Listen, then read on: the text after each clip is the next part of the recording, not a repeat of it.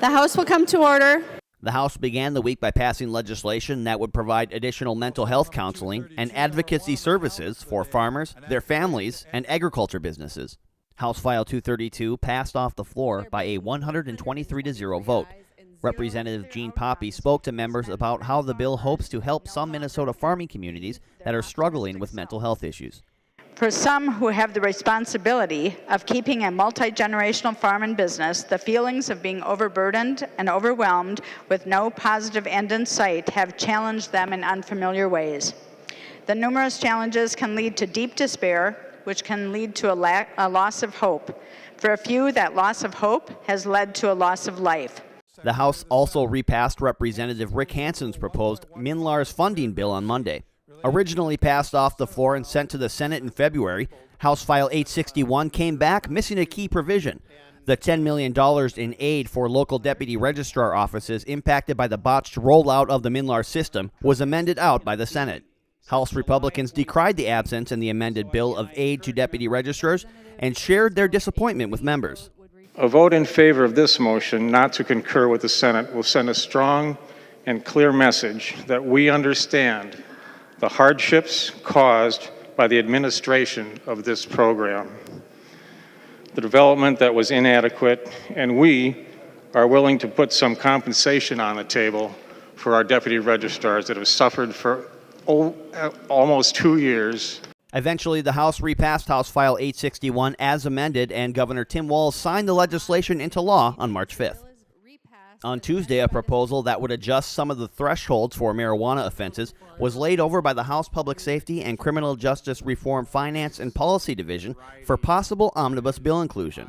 House File 2013, sponsored by Representative Raymond Dean, makes several changes to penalties for sale and possession of marijuana. The proposal would, in part, add 2 levels of offenses, misdemeanor and gross misdemeanor, for possessing varying amounts above the current threshold.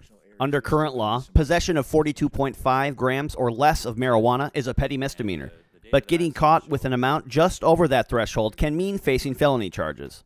It was déjà vu for a pair of bills proponents believe will help keep Minnesotans safer. A bill to limit firearm transfers without a background check and another that would provide a way to prohibit people from possessing firearms were approved by the House Judiciary Finance and Civil Law Division on Wednesday.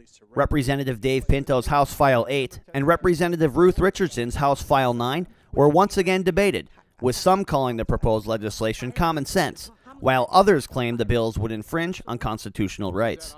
Both bills moved on to the House Ways and Means Committee on party line votes.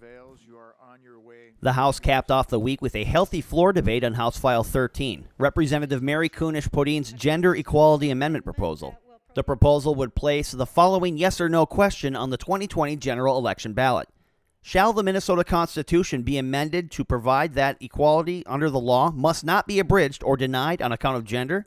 This bill is about giving Minnesotans the opportunity to choose a few words that will give all of us equal footing under law.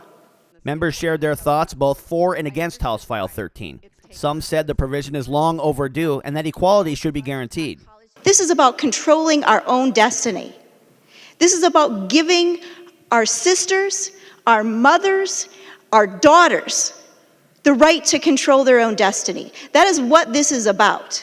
Today we have an opportunity to pose to the people of Minnesota the fundamental question of whether or not we as a state shall declare in one unified voice, codified in our sacred Constitution, that one's gender does not exclude them from enjoying the full protection of our laws. Others argued that constitutional amendments, such as the one proposed by the bill, have been used in other states to rule pro-life laws unconstitutional. And it breaks my heart to have to vote no on this bill today. And it's because we couldn't accept the amendment. I will not allow this bill to be used as a tool for abortion. I'm so disheartened that we were unwilling to simply say that amendment would be neutral on abortion. Ultimately, House File 13 was passed on a 72-55 vote and was sent to the Senate. For more on what happened at the House last week, check out our Session Daily coverage on the House website, www.house.mn/sessiondaily.